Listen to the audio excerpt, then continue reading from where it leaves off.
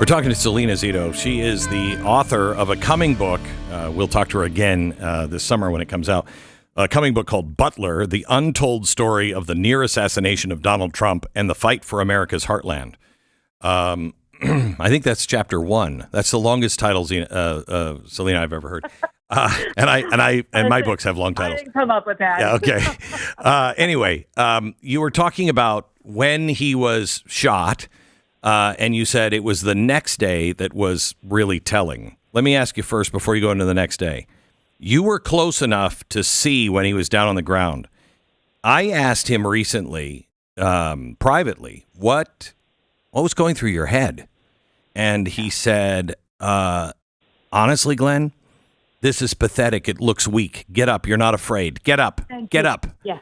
That was amazing. Has he talked to you about that? Yeah, it's in the book. I won't give too much away. I want everyone to buy it. I'm ordering mine today. Everybody should read, because Salena is a great writer. She's the one I would want to tell this story. But anyway, go ahead. Yeah. Pre-orders, you know that how important that is, especially if you don't live in New York or D.C. Yeah. So, you know, we had that conversation, and I'll tell you a little bit of it because I had the same. It was the way he explained it was so powerful. So, first thing I think people should know is that he called me first thing in the morning the next day, and before I could even say hello, he said, "Salena, are you okay? Is your daughter okay?" Isn't that crazy? And I kind of swore at the president, and my mom's going to be mad when she reads this part. But I said, "Are you bleeping kidding me? You're the one that was shot, right?"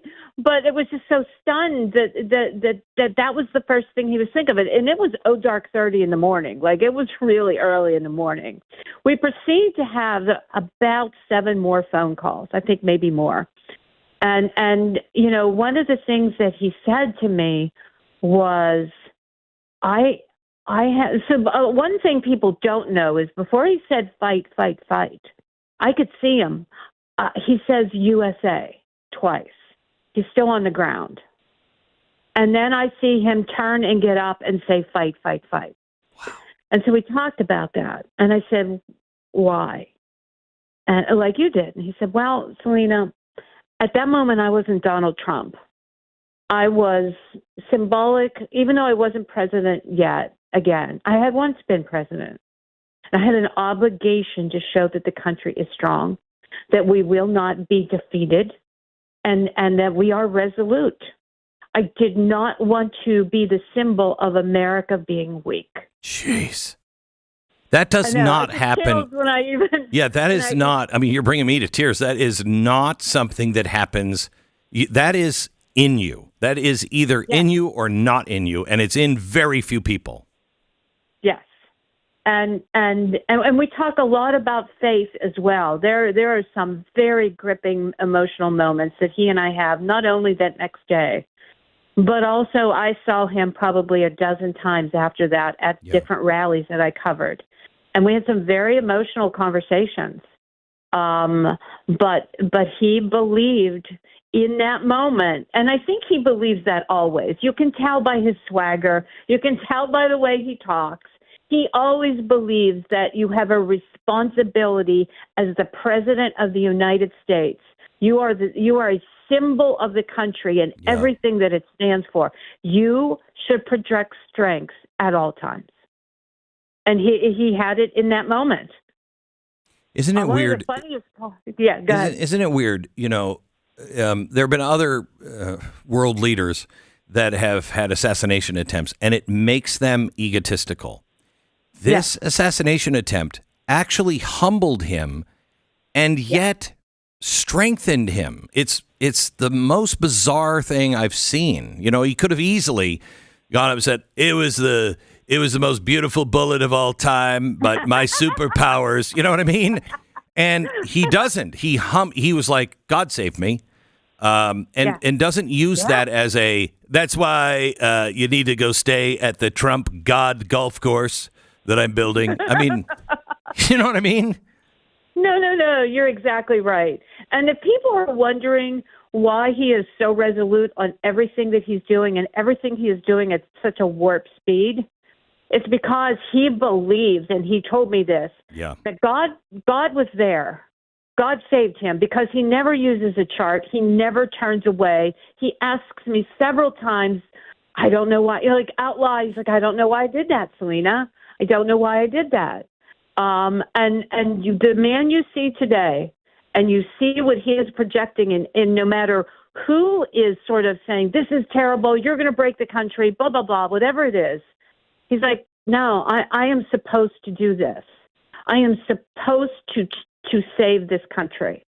And I don't think you're going to see him, waver. Now, will he change his mind on things? Yeah. Sure. He's not dumb. He's pragmatic. But yes, he's incredibly pragmatic. There's also by the way, people will find out that Trump, in this book, in Butler, that Trump is not the only president to be shot in Butler and almost die. George Washington did.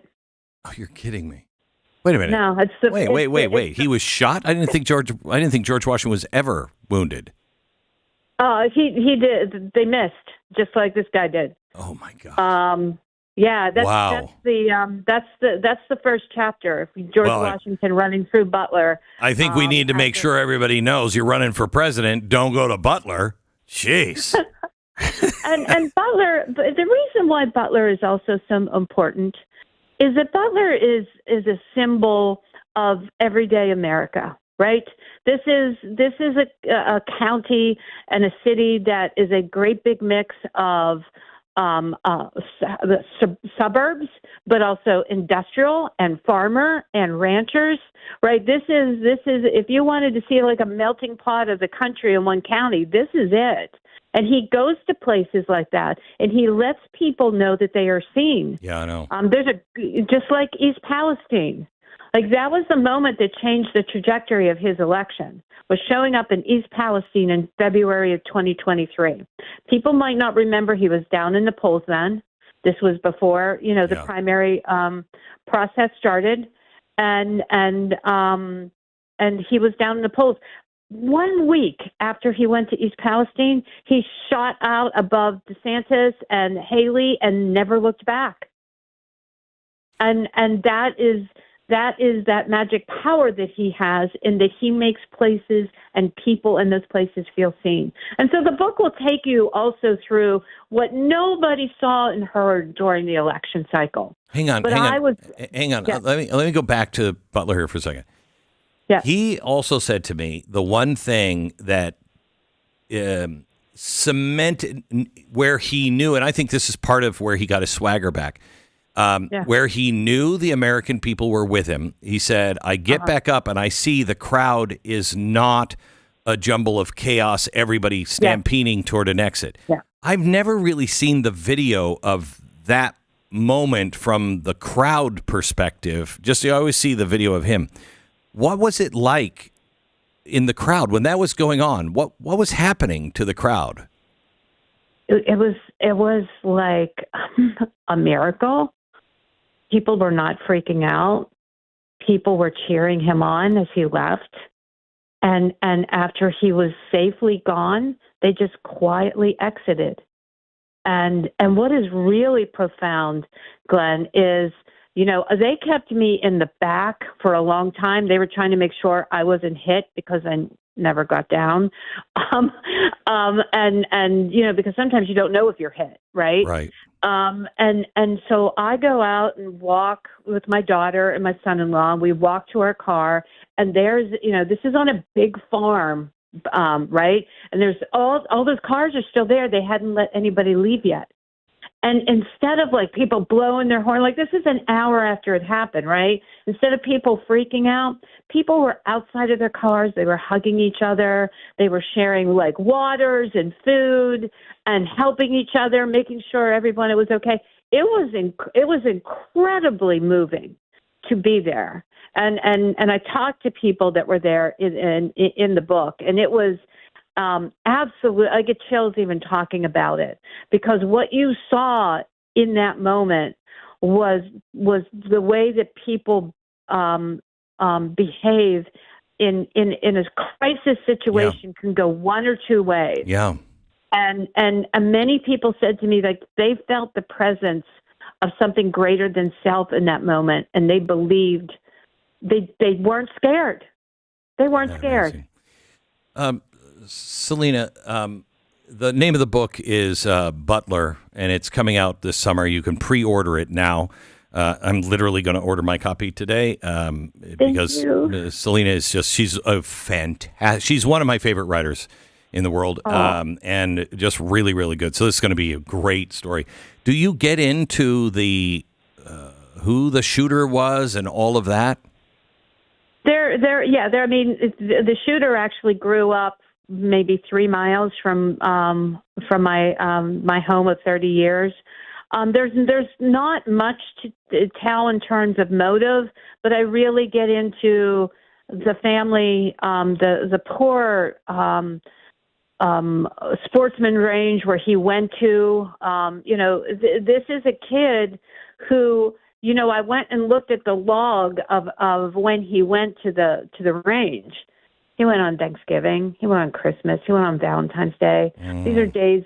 You're with somebody. Days, you're able to get more of a profile of this gentleman. But I also, this is a day that had the wind blown any other way. Had so many things could have been so wrong in that moment.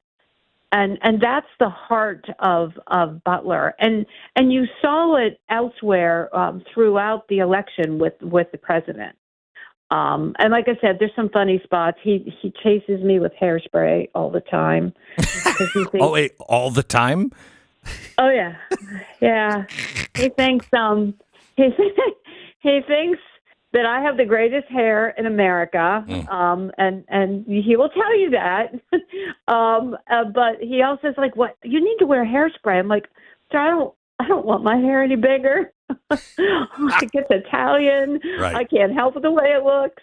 And so, yeah, there's some very humorous moments in the book as well, but also just like really on the ground in Pennsylvania, and really seeing what really was happening in that election, not just with President Trump, but also with Harris and Walt. There are some stories there that will blow people's mind in terms of how inept and unprepared they were. We'll love to have you back, when the book is out. But thank you so much for sharing that. I know you didn't plan on sharing it today, but thank you so much. Appreciate it. Oh my gosh. Thank you so much. I really deeply appreciate it. No, it's always good to talk to you. Good, dear friend, and one of the best journalists out there, Salena Zito. The name of the book is Butler. You can pre-order it now, get it now, and be one of the first to have it. We'll try to have her back on when the book officially comes out, but it sounds like a great read.